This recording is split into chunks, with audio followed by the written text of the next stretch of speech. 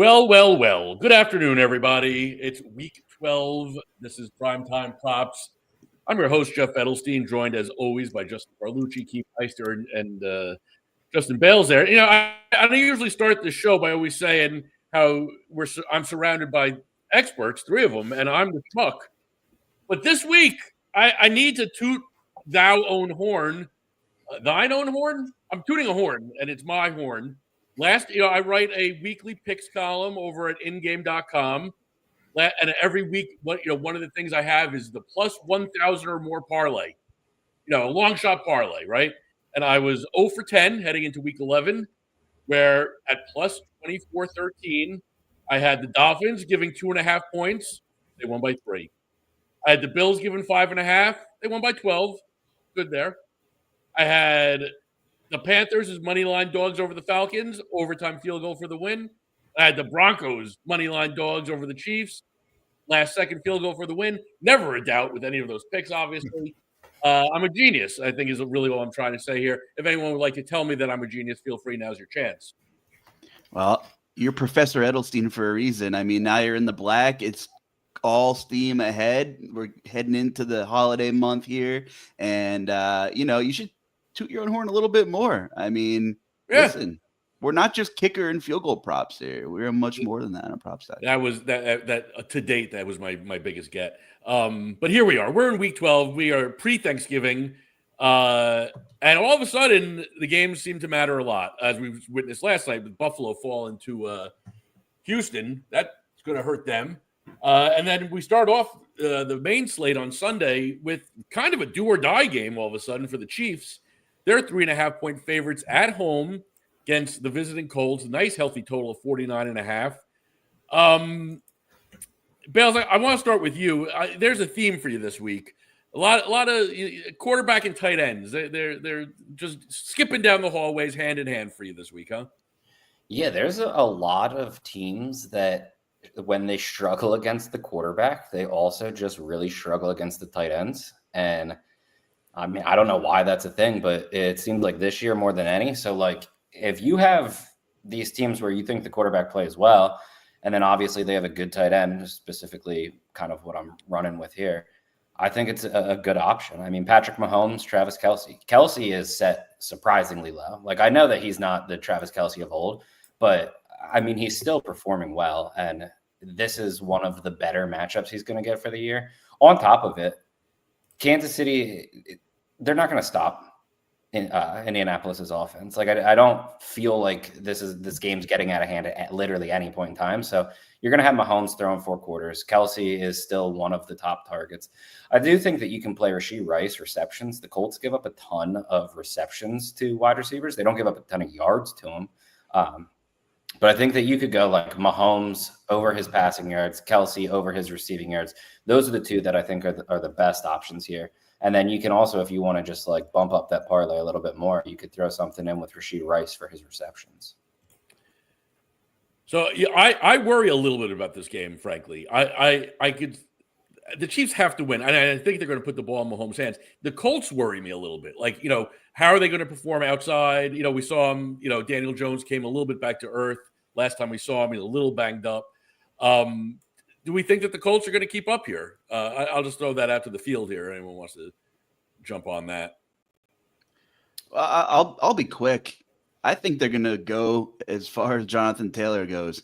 Hot take alert, right? The guy's just a monster. But we have seen some flashes of, dare I say, old Daniel Jones. And let's hope for the Colts franchise sake that Daniel Jones, is not the future. Right? Like, let's hope there's not some more negative regression. We play such a small sample size of football in the NFL. I mean, what is 12 or 13 games at this point? It's so hard to evaluate talent. After they mortgaged the farm and got Sauce Gardner, I mean, their window, they believe, is now. They do have a nice, talented roster on paper. Of course, the most important position is quarterback. And we got to the point where a lot of the doubters were feeling a little bit better about Daniel Jones, and then bam, here comes Daniel Jones again. So I hope for the Colts' sake and for their fans and for all their skill players for DFS purposes that they are right about Daniel Jones, because they sure as hell have, although they haven't fully invested in him yet by mortgaging a couple of firsts for Sauce Gardner at quarterback. Says a lot about how they feel about Daniel Jones, and they want to win now. And that being said, the NFL is clearly wide open. Every team has flaws, and we talk enough about it from week to week. There's not one football team that I feel really damn good about right now, which is going to make for an exciting experience as a fan coming down the stretch. So we'll see if the Colts can kind of move forward and hammer down. This is going to be a really fascinating game. The Chiefs need this game. They need every game from here on out. So I'm excited to kind of watch this one unfold. Rashee Rice, though, can I just talk about him? I want to hear your thoughts, Keith. I know we talk about Rashee Rice quite a bit, and just like how he's, in theory, totally changed the dynamic of this offense. That being said, like, they don't really use him outside of the line of scrimmage. I saw some stats, like his ADOT is super low. It's less than 6, I believe. So it's strange how they utilize him. They want to do a bunch of quick bubble screen stuff and get the ball in his hands, which I understand, but things haven't been smooth the last couple of weeks with the Chiefs, and I feel like they're going to have to integrate him even more. If there's one coach that can figure it out, I suppose it is Andy Reid, though. Yeah, I mean, I'm a huge Rashee Rice fan. I don't know why he can't quite get going this season, and it's the Chiefs offense in general. I think my favorite lean in this game is under 50 points, under the total here. I don't think the Chiefs offense is very good, which is amazing to say, as much talent as they have. They can't run the ball, for one. Pacheco is out again, so I'm pretty confident they're not going to be able to run the ball here either. So that puts them one-dimensional. I like Bales' angle. If I'm playing anything, it's going to be Chiefs passing game for sure. I like the Rice receptions angle. I think that's the correct lean. And then the Kelsey yards also stood out to me as well. So I'm aligned with Bales here, but overall on the game, under 50.5, I think is my favorite bet. The Rice yards thing is concerning. I mean, we've always known he was going to operate out of the slot and be kind of the short and intermediate guy, but he really hasn't been the intermediate guy at all, which is surprising. And then the deep ball, like they tried to get it to Worthy a couple of times last week, didn't work. Tyquan Thornton has actually been a better deep threat than anybody on the team. He probably should be seeing the field a little bit more. He's played better in that role than Worthy has, to be honest. So maybe they need to change it up where they use Thornton as the field stretcher, and then they can run Worthy on those intermediate routes a little bit, where he was having some success before Rice was active. The Chiefs have to figure something out, because Jeff said it's do or die here. The playoffs are on the line at this point. Yeah, for sure. Yeah, I feel like they've been basically using Rice as like Juju Smith-Schuster. Well, yeah. I mean, like in lieu of a running game, and knowing that they have no, I mean, Hunt or Pacheco, choose your poison. It's not scaring any defense, I think the idea is to get Rice in these short. Honestly, I think probably the idea is much in the way that Dan Campbell started using Jameson Williams, getting him like open, 10 yards down the field and seeing if he could take it 40 yards. It just hasn't happened yet. We're pulling up Noah Gray here. Do I need to be concerned? Well, I've bet him in some primetime spots because his touchdown odds are always ridiculous. Like, eventually he's going to score a touchdown. He's played 71% of the snaps inside the 5, 60% of the snaps inside the 10. He's missed a few open looks too, and in the past couple of weeks. Eventually, that 35-1 first touchdown is going to hit. It just feels like a Noah Gray game, right? Like this huge game, all the studs. There's like a play action fake back of the end zone. It's Travis Kelce. Oh, it's Noah Gray. Damn it, right? Like one of those moments. So I don't know. If I'm looking for something long, I think Noah Gray is eventually going to catch a touchdown. Let's hope for my sake, anyway. The only other thing that I'm going to bring up real quick, the Colts. Everyone knows by now they're the most pass rate over expectation, highest team first half of games, and like 30th in the second half of games. They try to really light the world on fire to get going, and then Taylor in the second half salts it away. I don't think they're going to try and do anything different here. Every game is important in the NFL, but no one's expecting the Colts to walk out of Arrowhead with the victory. I think they're going to play to exactly the way they've been playing. And I think that, there's a chance here. Alec Pierce, has been dynamite this year. Is it possible that they jump out quick and put the Chiefs immediately on the ropes? I think that's in play too. Obviously, I'm only upset that it's the 1:00 game. Why isn't this a 4:00 game? This is I want this to be the 4:00 game, but regardless, the one thing for that is they're going to try to. Minimally speaking, the Colts take the ball when they win the toss, and the Chiefs are going to give them the ball if they win the toss. So, you can almost guarantee that the Colts are going to start this game with the ball. And I mean, it's still Daniel Jones, but how many times have we said it's Daniel Jones? And you see guys have bad games all the time. Last week doesn't mean New York Daniel Jones is back and whatnot. I don't know if he's this top quarterback he's been playing, but it is way easier when you have such a good offensive line. You have Jonathan Taylor. You have several options out wide. Most of the quarterbacks in the NFL are good in good situations. That's just the way that the NFL is. And this is possibly the best situation in the league. I don't think we should be shocked that Daniel Jones is playing well. I do agree. You're not going to throw him on, I don't even know. You're not going to throw him on one of the worst teams in the league. You're not putting him on Las Vegas and they're all of a sudden a playoff team. But you made a really good point. Sometimes we overcomplicate this shit. Excuse my language, but if you're a serviceable quarterback and you're in a good situation, you're in the NFL. Mac Jones. Case in point, right? He was more than serviceable for San Francisco. Any quarterback in San Francisco since Kyle Shanahan's been there. Are you a Brock Purdy hater, though? I just have to ask. I think Brock Purdy is truthfully, probably a slightly below average quarterback. It's not an unreasonable take. Yeah. I don't think Jones in San Francisco. But what was that? So if you put Daniel Jones in the Shanahan system, they'd probably want to extend him right away too. Again, I don't know. But just two quick things. Jeff's out here dropping pass rate over expectations, truth bombs here, and you self-title yourself a schmuck every week. And I think you're a closet analytical guy here, man. That's serious business there, and you're absolutely right. And just piggybacking off of some Sunday takes here. Look at this game log from John Taylor. That's video game stuff. I'm seeing him sub 10%. It's only Friday. Projections can change in the DFS world. Of course, it's a massive price tag, not a cupcake matchup. 3%. What do you do with him? What do you do with JT this week? You build a Mahomes, Kelsey, Taylor roster is what you do, and you hope for the best. Just like I did last week. Can I just tell you? I'm going to continue bitching here for a little bit. I had a series. I probably had 50 lineups last week.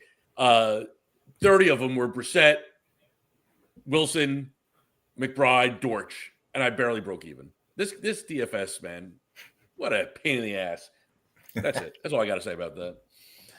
You're speaking for the people, man. You're speaking for the people. Spent a lot of time on this game. Anything else before we move on? No, it was a good game. I'm sure we have some clunkers where we don't have to. There will be clunkers. There will be clunkers. Let's go to Cincinnati, where maybe Joe Burrow and the Bengals currently 5.5-point dogs against the visiting Pats. Healthy 51.5 total. Obviously, if Burrow, last I saw, they listed him as questionable. Well, we'll see what happens, I guess. But in the meantime, Bales, I'm going to again start with you. Again, you got the theme of the week. Yeah, let me get Drake May. Let me get Hunter Henry. Henry was a really big part of New England's offense early in the season. That's kind of died down a little bit, but he's set in the 30s for his yards. It's a very easy number that he can beat. Cincinnati is legitimately just consistently one of the worst, potentially the worst team in the entire NFL against tight ends. That was the case last year. It's been a thing for quite some time, which is why I think that you compare May with Henry. If Burrow's playing, I think this is a way better spot because I do think that New England isn't going to get out to this huge lead and whatnot. The other thing that I was I don't even know if I can even say I'm considering, but this is a really good spot for Travion Henderson too. The issue is Stevenson looks like he's back, and I have no clue if they're going to just let Henderson keep running the way he is, or if they're going to pound the rock for 2 yards of carry with Stevenson. I honestly have no idea what happens there. Nobody does. It would seem insane to go back to that, the way that Henderson's been playing the last 2 weeks. But, we know that the coaches in the NFL don't always think like fantasy analysts. Keith, anything in this game that you think you like? And what do you think about what they're going to do with Trevion and Ramondre? Yeah, as somebody who was begging them to get Trevion on the field way before they actually did, I have no idea. I think that he's shown enough that he deserves to continue in somewhat of a larger role than Stevenson. He's just so much more explosive, and like we knew that. Like even as a prospect, we could tell just from the profile, like he was the more talented guy, the more explosive guy. He was the big play guy that this offense has kind of been missing. I don't know if they go right back to a split, if Stevenson runs ahead of him to start out. Like it's just, who knows with Vrabel. So to be determined. I don't think I can play anything until we see what that looks like with what Henderson has done and what Stevenson coming back. Henry was my favorite play in this game too. We've attacked Cincinnati with tight ends all season long. Really low number on him. Huge role in this offense. On the Cincinnati side, if we get Joe Burrow back, I think you can play a lot of things because these Cincinnati numbers are going to be deflated from bad quarterback play over the last 8 weeks or whatever it's been. I do like Chase Brown receptions as well. New England is a really good run defense. Cincinnati has struggled to run the ball all season long. So I think they do a lot of Chase Brown, just short area passes to kind of supplement the run game a little bit. He's sitting at 4.5 receptions. I like the over there. We have some mostly positive reviews of Mr. Bales in the chat. A lot of Bales the GOAT here. One guy says you look tired. I think we're all tired. I don't know about you guys, but I'm tired. NBA season is putting me like I'm keeping the lights on at Starbucks and Dunkin' Donuts when I need to get out of the house and go get some coffee. And I only go there because there's no other good independent coffee place here. But speaking of, just real quick, NBA tonight. You've been busy today, Bales? Oh, dude, it's everything. Just everything is. We have the college basketballs in the middle of feast week. We've had like legit probably 30 good games. Now we have the NBA Cup. We have NFL that we're working on. It's a grind. We're in the midst of a grind right now. Yeah, it's the peak season for all seasons. And do us a favor, if you can get on over there and give our YouTube channel a follow, which is free to do. We could use your support so we can keep bringing you these shows, bringing the GOAT Bales on with us every Wednesday for NBA as well, which has just been absolute chaos. And it's not even December yet. That being said, just circling all the way back here to the New England game, 6,700 for Henderson on DK, priced as if he should have a large role. We'll see what happens. If Vrabel's really that stubborn where he's going to keep Henderson off the field with Stevenson back, I can't help him. We know he loves veterans. He loves guys that do the small things like block, guys that have been in the league. There needs to be someone in this storied organization that was a dynasty not too long ago to look at Mike Vrabel and say, do you want to win football games the rest of the season and start freaking Trevion Henderson? Like, what are we doing here? I think like best case, though, it's like 60%. Even if Henderson is ahead of Stevenson, best case is 60%. Which could still be, 20 touches. Yeah. Depending on how the game goes. One thing that you're not going to find is props out there yet. But I think I'm curious to see. I think Gesicki, he's cleared. He's going to be active. No Chase, obviously. Gesicki plays like a glorified wide receiver. I'm imagining it's going to be like 1.5, 11.5 type props on him. I kind of like it. When they drop, if they're around, if it's like 25 yards, I wouldn't go for it, but I would expect it to be very, very, very low. Any want to jump on that there? Do you like that? Think no, maybe so. Why not? Yeah, it's a good call. New England's bad against tight ends too, and I mean, granted, he's going to play in the slot, but like you still generally defend them like a tight end. Yeah. All right, let's go to Chicago, where we're finding out, and we were chatting about it in our little chat. The Bears will be playing. Apparently with 0 linebackers, all 3 of their starters are out. 2.5 point favorites last I checked over the visiting Steelers at 44.5. everyone's got a little bit of something they like here. Let's start with Bales. I mean, we could just like hit, rewind from the last 5 or 6 weeks. And let's start with Keith. I want to start with Keith, where we can hit rewind for the last 5 or 6 weeks. I think it's the same exact story every week. Has he missed yet? He has not missed yet. Four in a row for Mr. Loveland. They just keep throwing him up under 30 yards as well. Like, he's at 27.5 right now, I believe I saw hanging out there. Like, until the number goes over 30, I'm just going to keep slamming Loveland overs because he's a super athletic guy. He's fully involved in the offense now. His highest snap share of the season with Cole Kmet healthy last week at 75%. He played a couple 80% with when Kmet was hurt. But 75% was his highest snap share with Kmet on the field. The Steelers are so bad against tight ends. I think you can take both tight ends in this spot, to be honest. Kmet is at 12.5 yards. We saw him catch a couple of passes last game. The Steelers are a better run defense. They're one of the worst pass defenses in all of football, have allowed the most passing yards in the league, the most passing yards to tight end, receiving yards to tight ends in the league. I mean, both of these guys are good pass-catching tight ends. Their props are just too low because I think the books just look at the snap share and see that it's a split, and they just don't know what to do with it. But I'm still buying the talent here on Loveland. He needs 3 catches to get over that. He's done it 4 weeks in a row. I think he does it here again in his best matchup yet. Pile on, Bales. Yeah, I mean, Keith just absolutely nailed it. You can go Loveland. Loveland is my top option for who I would choose receiving in this game. But, I mean, Cole Kmet also very good. The number's just way too low. Caleb Williams passing yards is another way that you can attack it. There's like nothing to trust about the Chicago receiving group at the moment. We kind of all thought that Odunze would be the guy. He hasn't really taken completely over like we thought that he would. But Pittsburgh gives up a ton of yards through the air. Instead of like picking and choosing, excluding obviously the tight ends who just are too low of numbers, but picking and choosing which receivers you think are going to get the yards and whatnot, just give me Caleb Love. I don't care what receiver then gets it. They all have big playability. All of that is great. Just give me the Caleb Love passing yards and then pair him with either of the 2 tight ends that you like. I like Loveland slightly more, but I do think that both of them are very good options. Luke, so you got a receiver you like here, yeah? Yeah, and I've been on the show saying it's hard to trust any of these receivers. Odunze is the quote-unquote go-to receiver and is a 22% target share this year, which leads the team by 8%, but still 22% doesn't make me feel great. However, his line is so low now. Earlier in the day, it was 46.5, it's up to 49.5. You can find that on Rivers, I think, right now. Listen, not a huge target share, but like you guys pretty much said, the Steelers' pass defense is pretty bad. Odunze does have a 40% air yard share, 49 or 49.5. That could be 2 catches for him.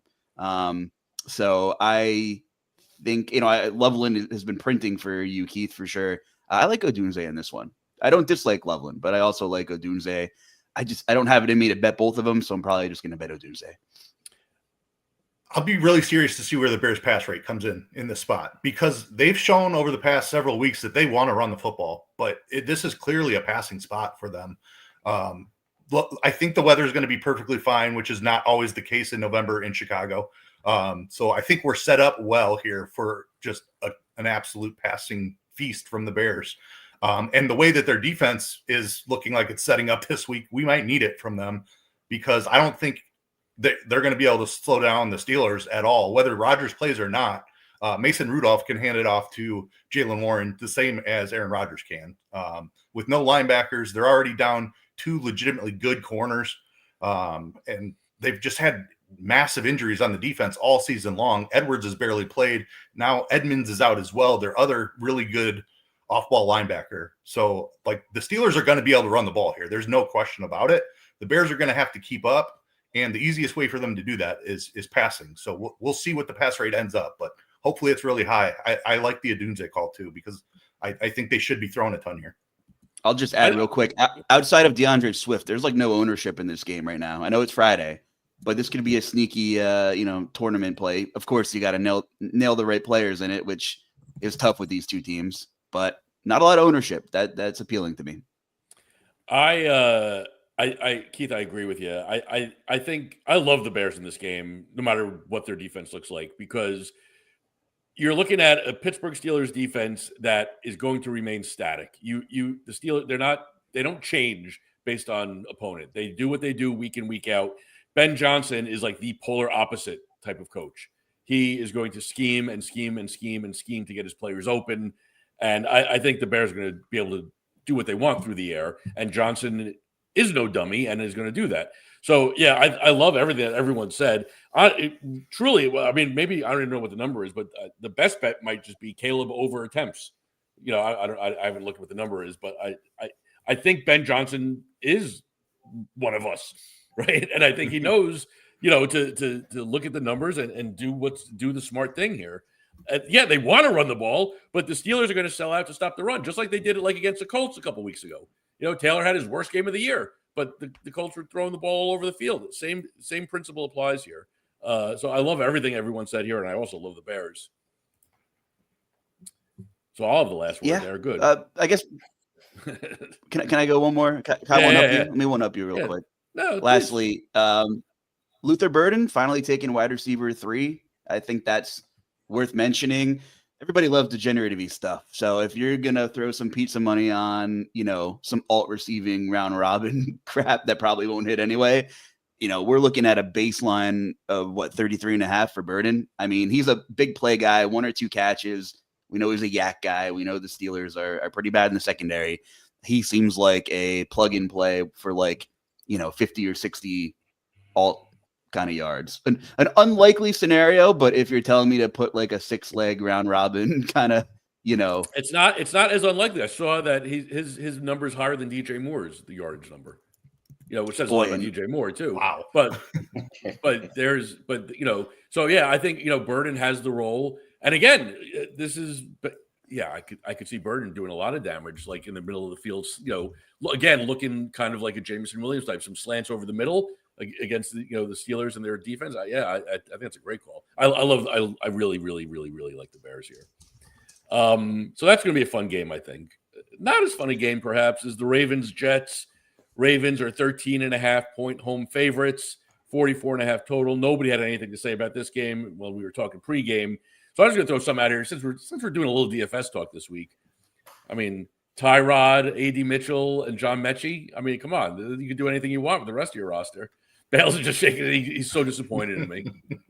No. You came on here and you nailed a nice big parlay, and then I'm feeling big. Out Tyrod Taylor. No, I mean, I fully get when you set your DFS lineups up with like a stack that's just so cheap that you can nail every other thing that you want.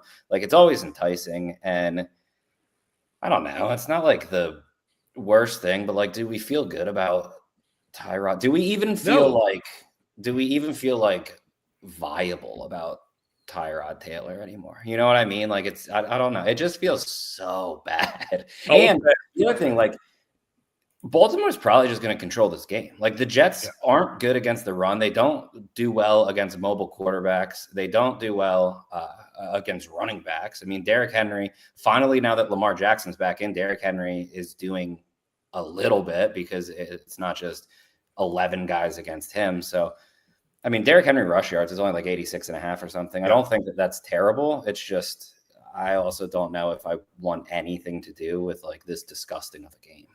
Yeah. I was looking at the Henry number. I feel like if you're going to do it, you might as well go all the way with it and like ladder it up, right? Like, it just like a classic Derrick Henry late season, 30 carries, 190 yard type situation. Parlay like 100 and a touchdown or something. It feels that way. I mean, Luch, I know Luch always looks at this. I mean, he's plus 240 for a pair of scores, which is ridiculous. So yeah, I don't know. It feels like if you're back, I'll put it to you this way. This is what I'm driving at.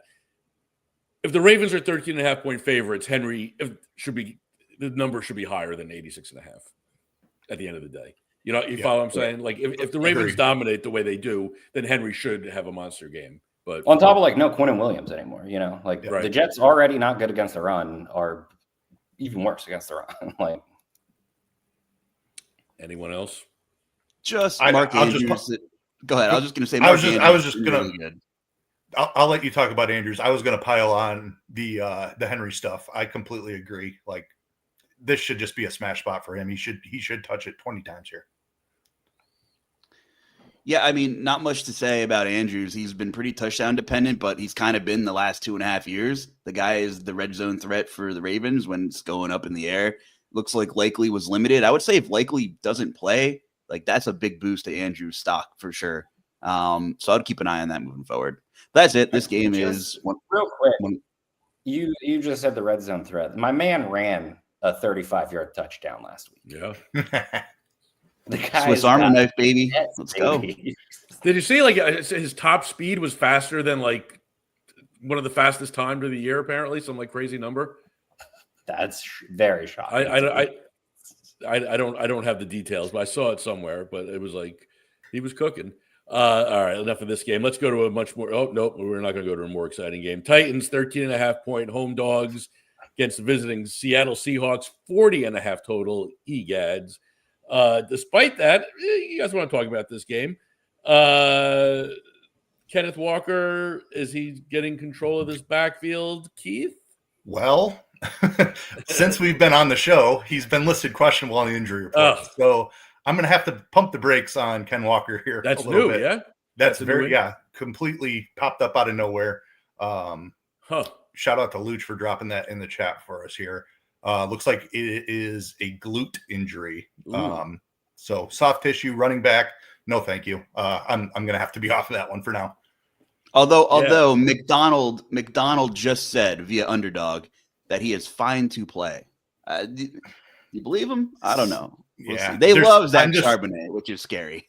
Right. It was already like it's just too good of a spot and too low of a number against a bad team that they're going to absolutely walk all over. Was the angle anyway, but when you add injury risk into that, I'm just no thanks on it. All right, enough of Kenneth Walker. Luch, what do you like here? Boy, it's been a fun season to watch the Titans. They'll start with that, but I like Tajay Spears, 11% target share, not crazy, but I don't know what the 16.5 line is they posted for his receiving yards. He is great with the ball in his hands. He is elusive. He forces missed tackles, and he doesn't need 8 or 9 targets to get there. We're talking about 16.5. I actually laddered it. It's one of the few bets I've put in for Sunday so far. Calvin Ridley, obviously not playing. Chimere Dike is still banged up. It looks like he's going to play, though. So the receiving options aren't great. They're huge underdogs in this one. You know, it would take a heroic act of craziness for the Titans to not be down at least by 2 scores in the fourth quarter, as they're about 2 touchdown underdogs. What do teams do in the fourth quarter that are ahead? They play a little prevent, a little bit off. Cam Moore's going to give some easy dump offs to Spears, especially in the second half there. And I think they want to get him more involved and see where his role on this team is going to be moving forward. I don't think Tony Pollard is in the future plans of this team. You're already playing for a lottery pick here. Might as well see what Spears has. He has the most juice on this Titans offense right now, which is really sad, and it's no knock on him, but he is probably their best playmaker right now. So I love the 16.5 receiving yards number for Spears, and that's, specifically because it's going to be a heavily trailing game script. Anything you want to dive into here, Bales, or do you want to just like run away as fast as you can from this game? No, I'm cool with that. I think that Spears is one of his receiving yards. I think it's one of the best plays in the entire week. I also think, it is, you're going to be sweating it out. But Jackson Smith and Jigba, his receiving yards, as long as they're under 100, like you can take the shot. Tennessee is bad against wide receivers, and JSN almost put up 100 when they were beating the Cardinals by 31 at half. Like I understand one. It's so unlikely that a team gets up by like 3+ scores in the first half. Like we're still in the NFL. But even if that happens, like there's still just plays where you throw the ball. And JSN has such a high first read target share. Like they could just get him the ball. On top of it, he's going for like a historic season. Like it makes sense to try to give him a little extra targets when you could. And when you look at like just how absurdly good he is. Last week, Seattle's offense, they didn't get shut down, but they got held down quite a bit, and he still posted over 100 yards. Like, I don't know. As long as he's under 100 yards, I feel like he's the type of player that you can put some money on for that. I was just looking for a first quarter receiving yards for JSN because I would be like, I'd be in on a big number there. It's not even post, like you can get Shaheed, you can get a bunch of different guys, but they won't even post a JSN first quarter number. But if you can find one, I mean, what's Cowards. if it's at 25 or less, I'm definitely in on it. That's good. All right. Here, the next game, it's interesting. It's the Lions at home, 10.5-point favorites over the Giants. Totals at 49.5. Everyone knows the story. Lions in a dome, Lions playing angry, Dan Campbell getting the team back on track. And nobody in our pregame talk had anything much to say about this game. And I think I know why. I think we all think the Lions are going to smash here. I'm speaking for everybody. But will it be ASB? Will it be Gibbs? Will it be Montgomery? Will it be Williams? I mean, these are four players who all legitimately could break, to use a DFS term, could break a slate, right? Are all four going to get fed? Are we going Goff here? I don't know where to go with this game. I think, to me, the surest bet is Jameson Williams. I think Campbell has really been going out of his way to get him involved in the offense. They've cut his ADOT in half, and it's working. So I really think that if anything, Williams would be the player. I'm not even sure what his prop number is, but I bet you it's lower than 66 if I had to bet. It is at 60.5 because I was this close to putting it on the card. I completely agree with you. I like that angle a lot. The role has looked outstanding with a lot more intermediate stuff here recently. He's been just much more involved. He's been over that 60.5 in 4 straight. Now you take Laporta out of the offense as well. Like it's a smash spot for Jameson Williams. I think they're indoors again. So I'm completely with you there. I think Bales will say just take the quarterback in this situation. Like that's usually his angle when we don't know where the production is going, but we're pretty confident there's going to be production. Like maybe just look at Goff, but Williams was my initial lean as well. My only concern with just take the quarterback is they might run it. It's not like a funnel defense where we know what's going to happen. They're atrocious against the run. They're also atrocious against wide receivers. So I don't know. I agree that the Williams number seems low. My issue is just early in the game, you get Jahmyr Gibbs breaking one for a long touchdown. You just lost all those yards. Now they're going to pound David Montgomery the next drive like they always do. I like the offense a ton. I just have no clue what's going to happen. Right. I think that's where we're all at, right? But I do. We've seen this script before. Lions coming off a loss, coming home, and they'll be up 4 scores in the fourth quarter, and Campbell's still passing the ball, right? So the answer also might be everybody, right? I can see that. We've seen games where legit everyone goes insane. It's on top of when you think about the roles, when they get close to the end zone, David Montgomery scores the touchdown. They'll throw super short, inside the 5 to Amon-Ra St. Brown. So you could even have a game where Jahmyr Gibbs gets all these yards, Jameson Williams gets all these yards, but then you have David Montgomery sneak a touchdown. You have Amon-Ra St. Brown grab 2 quick, and everyone has now gone off in terms of fantasy, but you're kind of all over the place in terms of who would have hit their bets and whatnot. We had the exact same conversation on our Wednesday NBA show, and I used the Lions as an example when they're going to steamroll opponents and they have so many weapons. 1 or 2 guys could go ballistic and break the slate, or they can all. There's a scenario where they score 30 points and they're all just fine, and you don't need any of them, which is scary to play with that fire from the DFS streets. But we were talking about the Timberwolves and the Wizards the other day, and although Washington kind of made it fairly competitive, they all saw 30 minutes, and Anthony Edwards busted. He was 36 minutes. He shot 20 times, didn't shoot well. It was Naz Reid and Julius Randle that went off, and he didn't really need anybody else. So, it's terrible for the Lions and for Sam Laporta, and for to a much lesser degree, everyone that has investments in him. And in the grand scheme of things, who cares about us? It's it sucks for the game of football and for the Lions and for Laporta, and hopefully he has a speedy recovery. But when you take, an integral part of that offense out of the equation, like you guys did a good job of illustrating, as crazy as Dan Campbell is, I can't see Khalif Raymond popping for 7 targets. So the volume is going to go somewhere. But in such a run-heavy approach, it does make it tough for sure. In case you were wondering, the answer is yes. You could build a Tyrod Taylor, Mitchell, Mechie, along with Gibbs, Montgomery, Williams, St. Brown, throw Trey McBride in at a tight end and the Seahawks defense, and you still got $1,100. So, yes, it's doable, just in case you were wondering. Tyrod Taylor. The sad thing is I'm definitely building that lineup in a small field tournament. Okay, what's next? We're going to Green Bay. The Packers, 6.5-point favorites against the Vikings.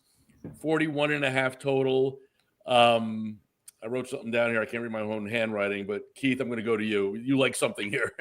Yes, you are correct. I do. Aaron Jones had a significant role, his best of the season. Played 67% of the snaps last week compared to Jordan Mason's 16% or something like that. I don't have it in front of me, but 67% of the snaps for Aaron Jones back in Green Bay, where he spent a good chunk of his career. So there's that narrative as well. I don't think the rushing line is quite high enough for if he's going to have that 67% roll again. And I don't even think he needs it. The rushing line is at 51.5. He's also plus 210 to score a touchdown. I like both of those bets. I think Aaron Jones is the guy. He was always the guy. Jordan Mason was brought in to be a complement to him. And then he got hurt. Now that he's back fully healthy, he seems to be. I think he's going to have at least 60% of the backfield here, and those props are too low. The Green Bay defense is really good. Don't get me wrong, but Jones is a capable running back at 51.5 yards. I like the over there. I am very worried about. I mean, I'm not alone, obviously. I mean, the J.J. McCarthy experiment is, so far so not so good. And, heading into Green Bay, heading in against this defense, Green Bay has been so Jekyll and Hyde this year. You almost don't know half the time what you're getting out of them. But I think I could see this game very quickly getting out of hand. McCarthy interception, a run by Jacobs or Wilson, who knows who's playing. I don't know. This game for me, I'm scared of pretty much everything. I don't know, Bales. What do you like, Jones? What else do you think about this game? I don't mind Jones. I think the only chance Minnesota really has to stay in the game is if they can control the clock a bit, and that'll be with Jones. So I don't necessarily hate it. It's not something that I'm going to play myself. I think if there were one thing I would play in this game, it's probably if Josh Jacobs is ruled out, I would look towards Emmanuel Wilson's rushing yards. I would assume that they're going to be set probably high 40s, low 50s. I have been willing to attack Minnesota on the ground this season. I don't necessarily think like they're this god-awful defense against running backs or anything, but they do have a solid pass defense. And Green Bay loves to run the ball. I don't think that that's going to change just without Jacobs. I think that they're going to use multiple backs, but Wilson's kind of proven that he's the guy that's going to take over a bit as, I don't want to say a workhorse, but, the majority guy. And realistically, if we're looking at it, like Wilson looks way more explosive than Jacobs has this season. No knock on Jacobs. He's a different kind of runner. Like you get near the goal line, I want Jacobs in. He's that type of guy. But Wilson does have a bit more explosion. So yeah, I think if Jacobs is ruled out, you can look at Emmanuel Wilson, but that's probably the only thing I'm really considering for this game.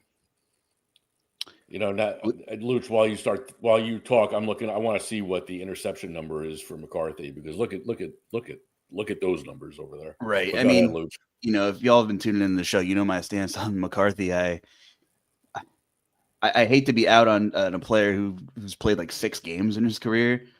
But, if you've asked my honest take since he's been drafted, I was never really sold that he was a lottery pick quarterback. And, hopefully he grows and hopefully he's awesome. That would be great for the Vikings. I mean, they have all the weapons there, got a good coach, great fan base.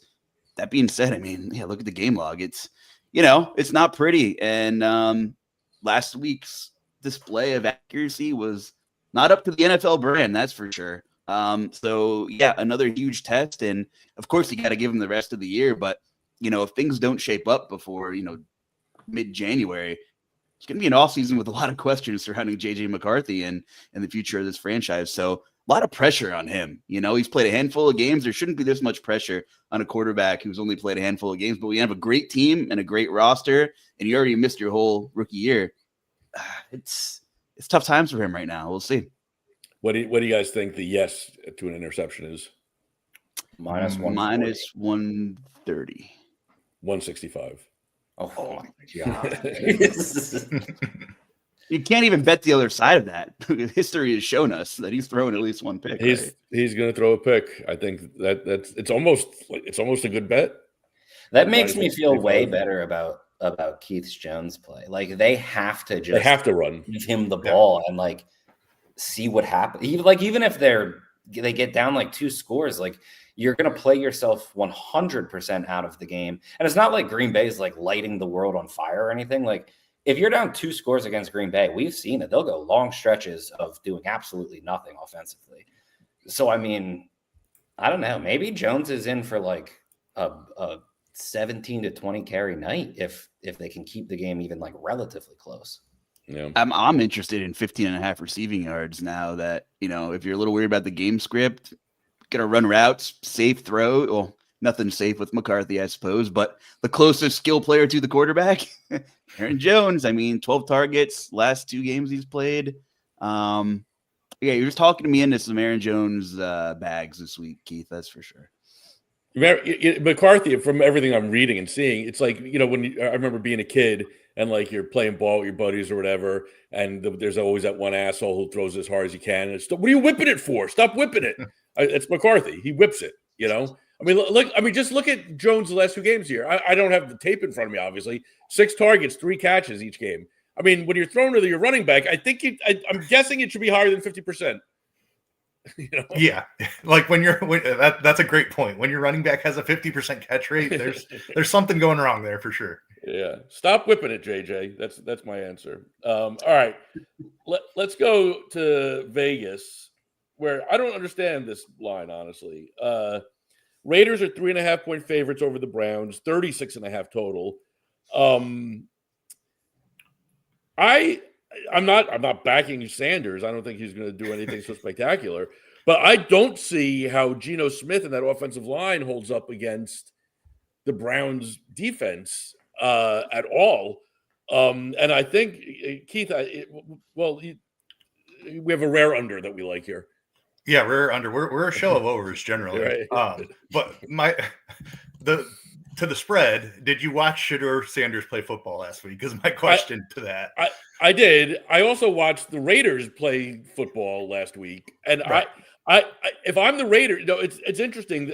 I want to hear why you think why you like the under on Jonathan. Because if he goes under, there's no way that their passing offense is going to do anything against the Browns. Well, not only all right, I like GT under, and that's because he's facing the best run defense in football, the Browns, and he has not been efficient all season long. And I'm not saying that GT's not a good back, but the Raiders over 11 yards, I think. Their rushing offense is completely broken, and it has been all season. Now you're putting him against the Browns, where I'm not positive they're going to even play from ahead. And it's a 59.5 number that he's had trouble hitting in the best of spots. Give me GT under 59.5 yards. Like it's too high of a number. I think the game script could get away from him. Like there's all kinds of ways that this could go bad for GT. Luch, on the other side, you like the other running back though, yeah? I do. This is a game I'm not worried about the Browns getting game scripted out for many reasons. And volume is king. This one is simple. That line is too low for a guy that should see, 17 carries in a competitive game. It's Quinshon Judkins. And I will say the Raiders' run D has been better than I thought it was before I looked into it. They are one of the better teams in allowing rushing yards before contact, meaning they are hitting the ball carrier around the line of scrimmage. But we've seen Judkins run through contact. Like he is a talented runner, and he's going to be in a competitive game. That is all I need to know to hit him at a nice number over rushing yards. Bales, what do you think of this game? All right, I'm going to preface this by saying I'm not betting anything in this game. It's not happening. You're not going to get me to. The game is so ugly. It's going to be just a brutal game to even watch. So you're not going to get me to bet anything. The one thing I will say, Shedeur Sanders is set at 160 passing yards. I'm not saying that he's going to come out and light the world on fire. I don't think that happens. I do think he is willing to take shots that Dylan Gabriel is not willing to take. Sanders played basically half a game. He has almost 50% of the same number of passes, 20 plus yards down the field, as Dylan Gabriel does on the season. They're not even close. And 160 yards, especially if there just so happens to be a broken play, we're still talking about Las Vegas. I'm not saying the Raiders have the worst defense in the NFL, but it's not something that you're overly scared to go against. And you get 1 to 2 broken plays and you have 80, 90 yards on 2 plays. And I don't know. 160 feels low. And granted, Sanders also could come out and he could run back 15 yards and then make someone miss, get sacked for 20, and then do it over and over and over again. I don't know. I don't think he's a great quarterback here. I don't think he's just going to come out and dominate in the NFL and whatnot.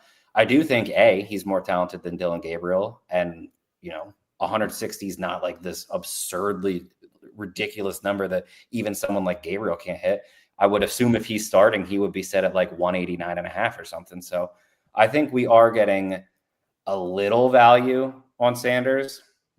I mean, look, just looking at the screen for us with a pick and a fumble, didn't lose it, but I mean, it's so gross. But also, when you look at Sanders, he didn't do that bad he has his moments where he looks just god awful.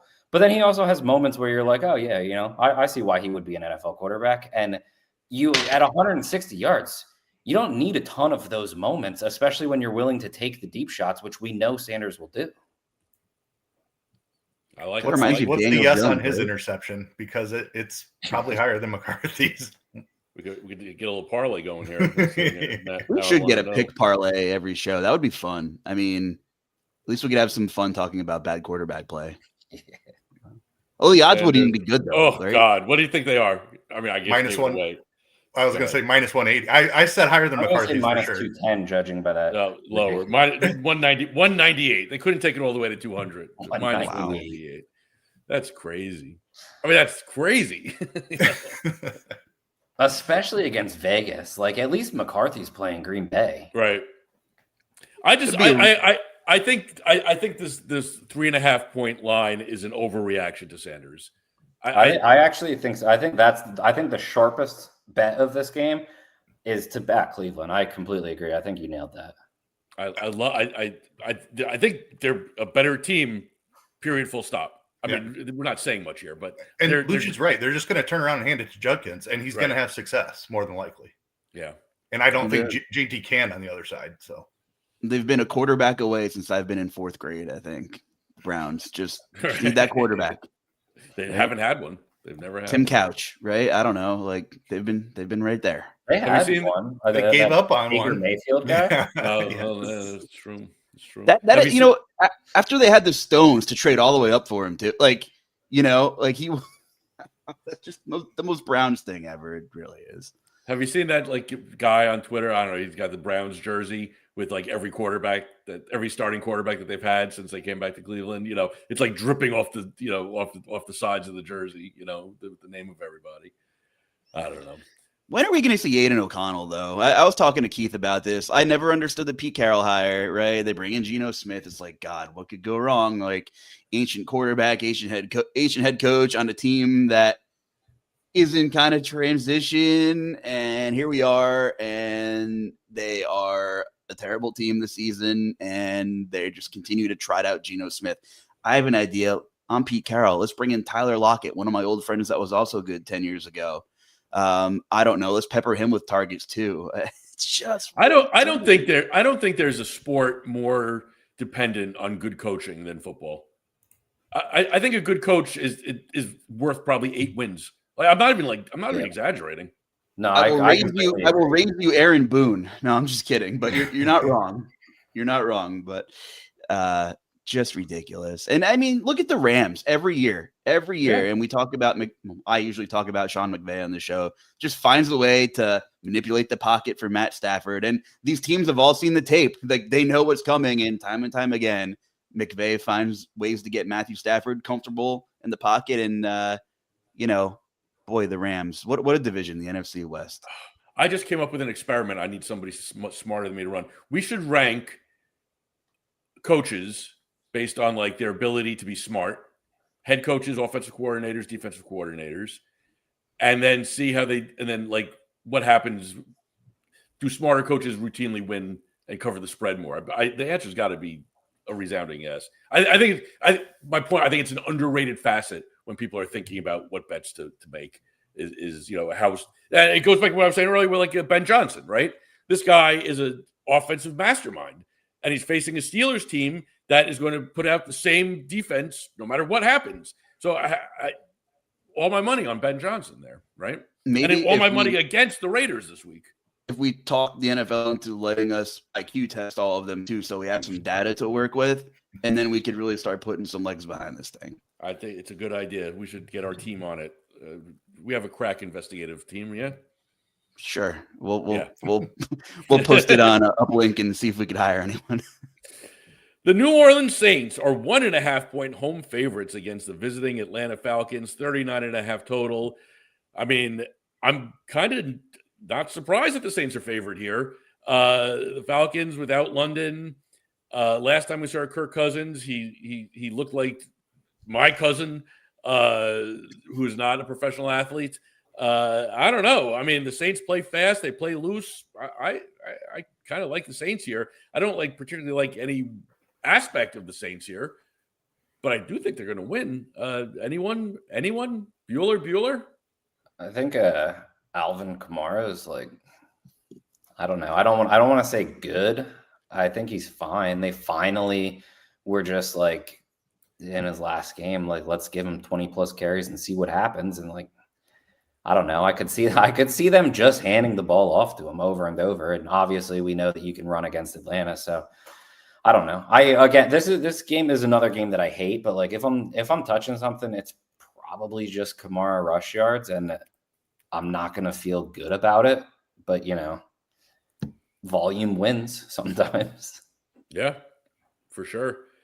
This game is Keith, anything you want to say about this game? I don't have anything to talk about here. I don't feel good about either side, to be honest. Luch? Oh man, I need you to keep talking for 10 seconds so I can pull up some numbers quick to see something. I know you're good at talking, so. How about that Tyler Sugar, whatever the hell his name is? He didn't look terrible last week, right? Maybe they let him. I mean, just in terms of what is this franchise doing? The New Orleans Saints wanted to test out Spencer Rattler this season. We already knew that they wanted to test him out, obviously. Then they spent high draft capital on Tyler Shug, who's already older than Spencer Rattler. Yeah, and 26. Now, when neither one of them are winning games, which obviously this team is god awful, they're now going to spend their number one pick on another quarterback. What in the world were they thinking? Yeah, they should have just traded the second rounder and used it to move up or something in the draft. Anything. They could have done anything, and it would have been better than drafting Tyler Shug. And I'm not even saying that in terms of I don't think he's great. I don't think he's a long-term, NFL starter or anything.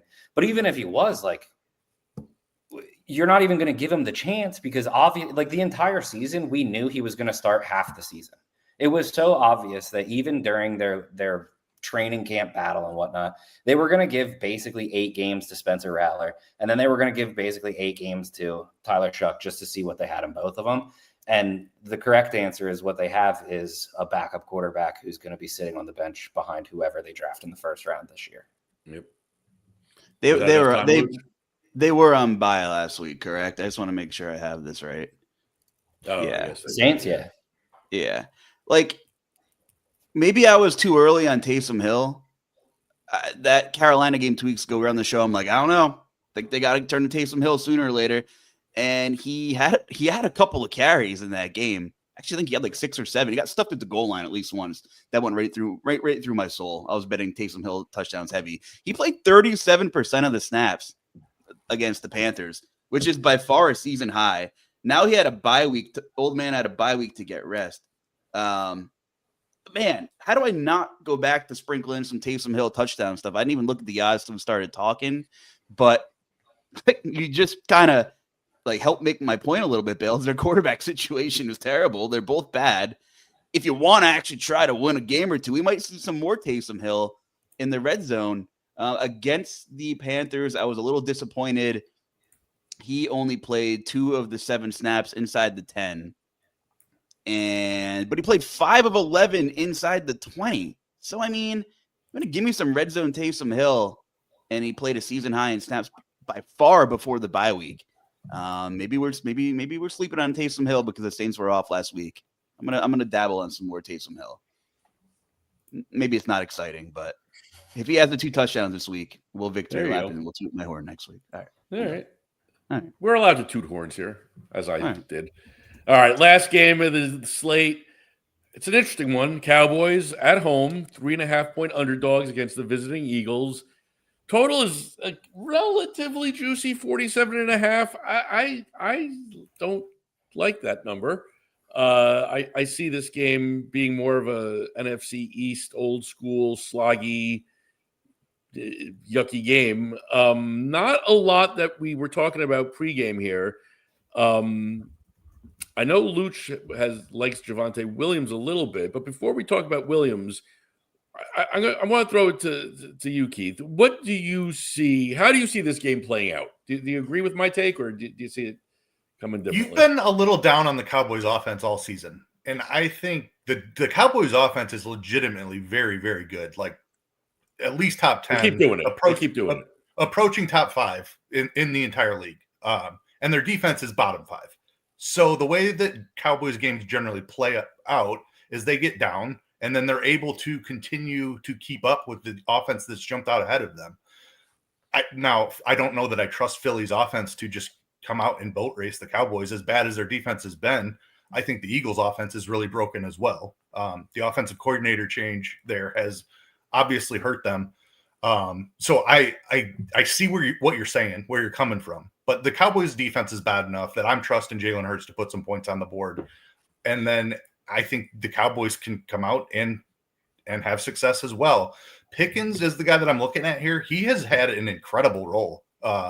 Since even with CeeDee Lamb back, Pickens has been the guy. And maybe Lamb's still a bit banged up, but what was the number on Pickens that I wrote down? I think it was 60.5 or something like that.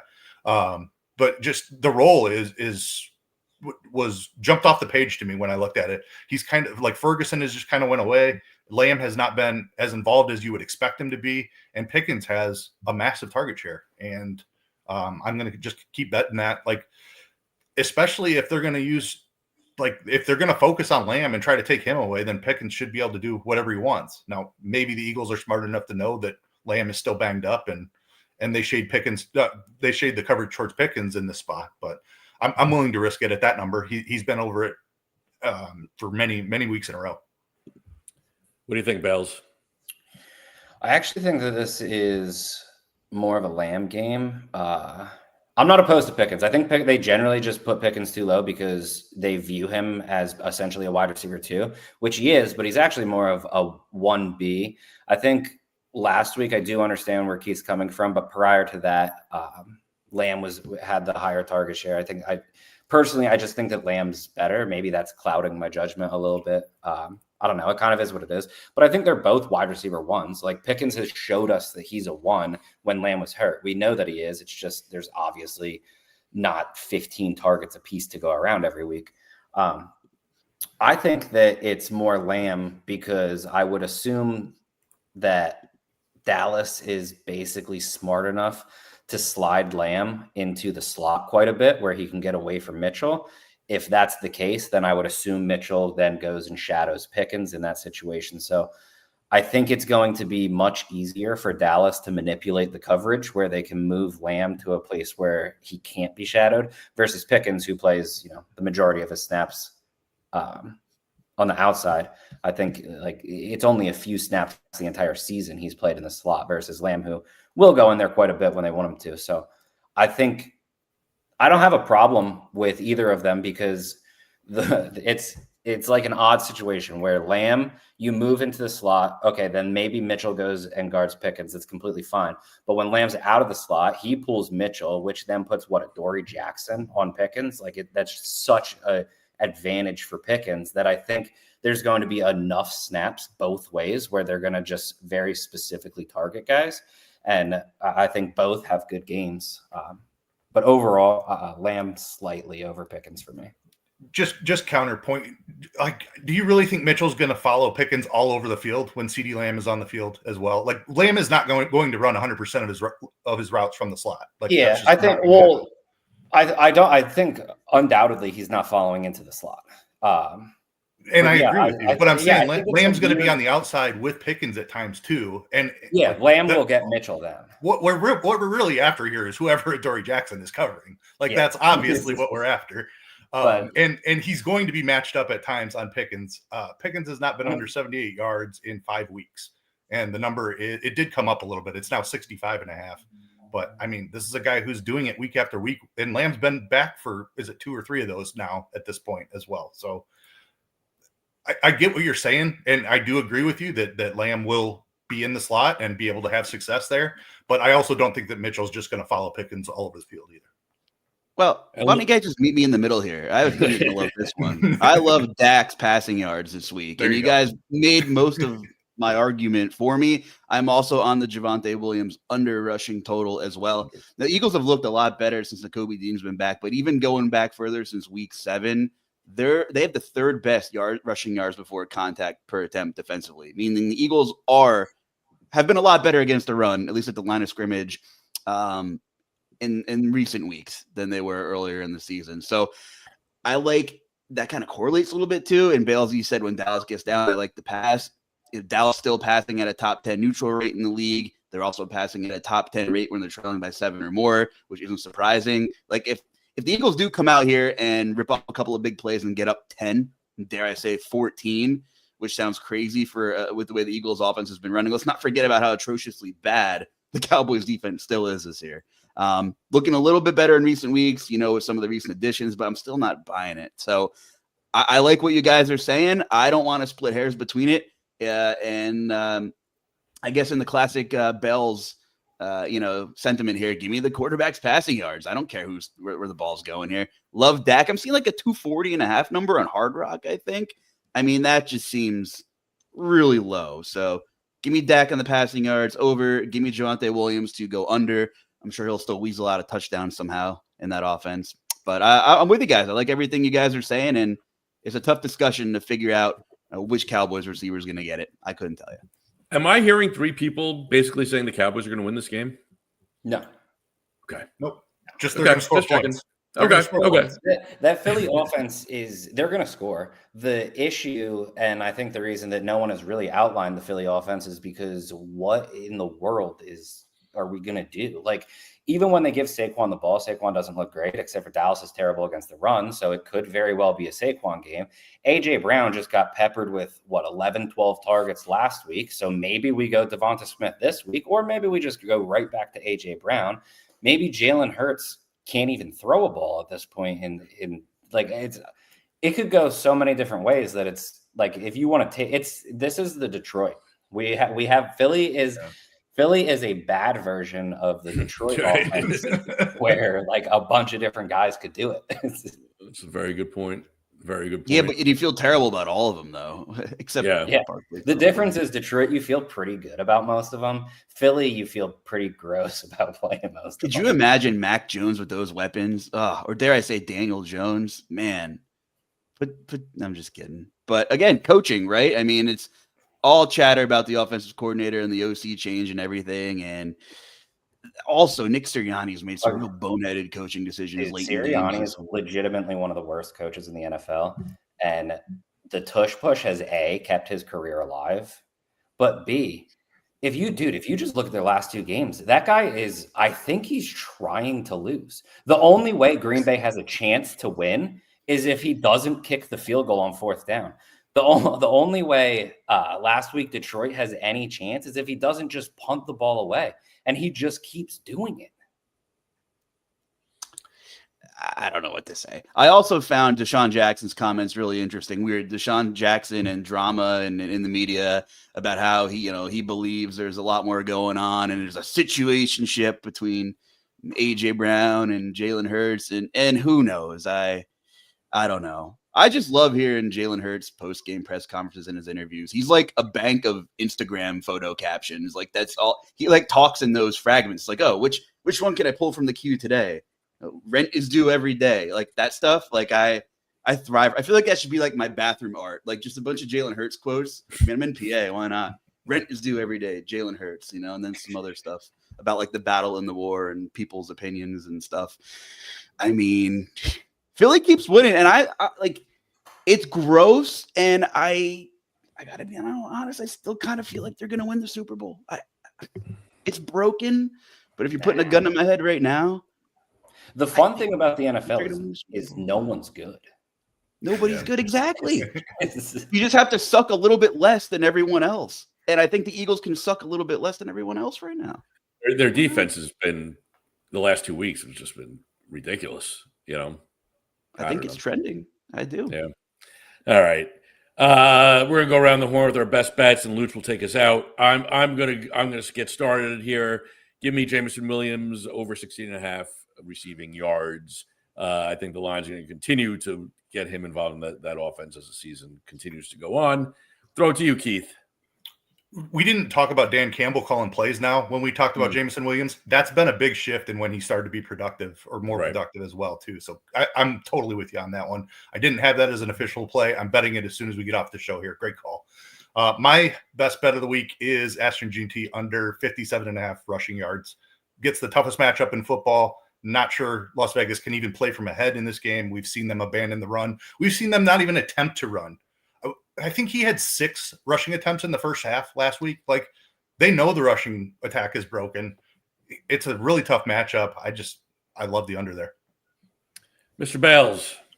Yeah, I just want to start off by saying I'm severely disappointed and disgusted that a best bet of the week is an under. Is an under. All right. No, mine's Travis Kelce over 53.5 receiving yards. I don't know. Feels like a pretty dumb line for a good tight end matchup, and Kansas City going to need to be throwing the ball with pretty much their season on the line. Tough for me to feel good about anything Tennessee Titans related, but I'm taking Tajay Spears over 16.5 receiving yards.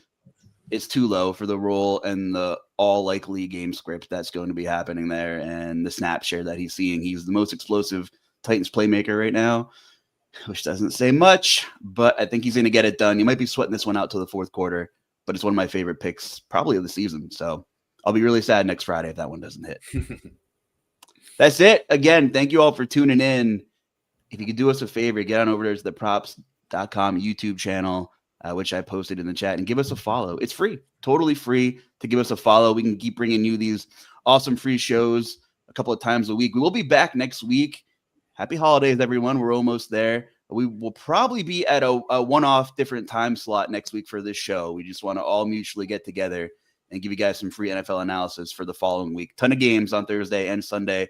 And Friday, got a Black Friday game too. The Birds are next Friday, which is strange, but true. So anyway, give us a follow. Check all of our free content out at props.com. We're getting off the show. I'm eating a quick dinner and I'm getting right into the NBA streets. So big loaded NBA Cup night as well. For our captain here, Jeff Edelstein, that's Keith Leister. That's Justin Bells. I am Justin Carlucci. Have a good weekend, everybody, and have fun.